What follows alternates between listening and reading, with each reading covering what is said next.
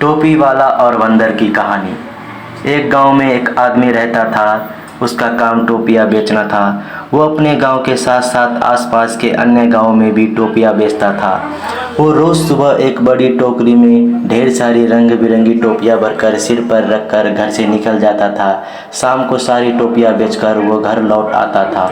एक दिन वो अपने गांव में टोपियाँ बेचकर पास के दूसरे गांव जा रहा था। दोपहर का समय था। वो थके हुए थे और उनका गला भी सूख रहा था। रास्ते में एक स्थान पर कुआं देखकर वो रुक गया। कुएं के पास एक बरगद का पेड़ था, जिसके नीचे उसने टोपिया की टोकरी रखी और कुएं से पानी पीने लगा। प्यास बुझाकर उसने सोचा कि कुछ देर आराम करने के बाद ही आगे बढ़ना ठीक रहेगा। उसने टोकरी से एक टोपी निकाली और पहन ली। फिर वो बरगद के पेड़ के नीचे गमछा बिछाकर बैठ गया। वो थक गया था, जल्दी ही सो गया।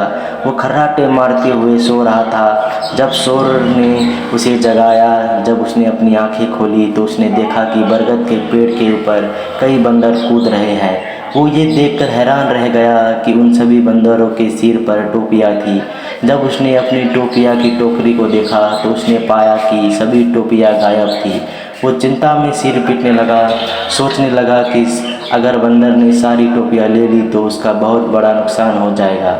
उसे सिर पीटता देख वानर भी अपना सिर पीटने लगे। बंदरों को नकल करने की आदत होती है। वे टोपी बेचने वाले की नकल कर रहे थे। बंदरों को अपनी नकल करते देख टोपी वाले ने टोपी वापस पाने का उपाय सोचा।